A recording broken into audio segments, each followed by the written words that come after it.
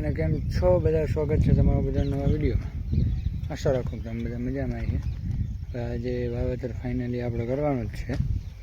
હવે જો એમ તો લીલું તો હે, હવે જોઈએ કેટલું ખાલે એ પ્રમાણે જોયું જવાય. બાકી થોડું ઘણું જે વવાય વાવવાનું છે. હાલો વાવણી કરી નાખીએ.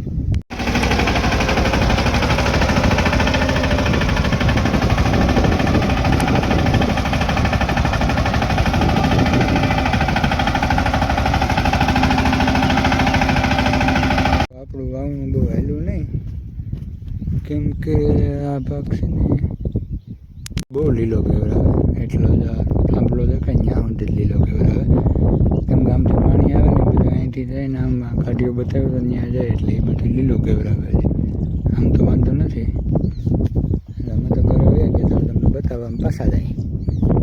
એમ તો એવું નથી. આ એટલું વવાણું આવું છે પાછું.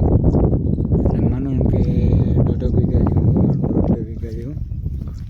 બીજું આજે પાછો વરસાદ ન આવે તો કાલ વાવી દઈ. કાંઈ ઉગલે આવતો ને કાંઈ. હા જો ઓણી પડી ઢાંકી મેળી દીધી. કાલ વરસાદ ન આવે ને તો વાવી દઈએ. હવે મિત્રો કંઈ વાંધો નહીં, કાલે વાવી દઈએ. કે વટાણે એવું કંઈ લાગતું નથી કે વરસાદ આવશે. આવી જાય તો વાંધો નહીં, પરમ દી વાવશું એને ઓલે દી વાવશું.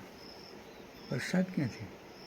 વટાણ આવું હે વાતાવરણ એકદમ, એવું કંઈ લાગતું નથી. હું કહું આવી જાય તો વાંધો નહીં, પરમ દી એને ઓલે દિવસે ગમે ત્યારે વાવી દેવું. એ ગમે ત્યારે નહીં, પણ એમ થોડાક દીમાં વધી ગયું થોડું, કંઈ વાંધો નહીં. હાલો કર ડિસ્કો કર, ડિસ્કો કર.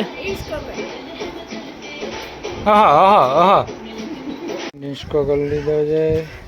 હવે કંઈ નવીન છે ને, જરા જમી લઈ. જમી કરીને હજી દવા માંડવી આવી એટલે આજે ભૂંડરાને ધ્યાન રાખવું જોઈએ. એક નવીન છે, જો હું હવે કઈ રીતનું શું કરું એવું બધું છે. ચાલો હવે આપણે આ બ્લોગ અહીંયા પૂરો કરીએ. મળીએ પાછા નવા બ્લોગમાં. તો બધાને જય માતાજી.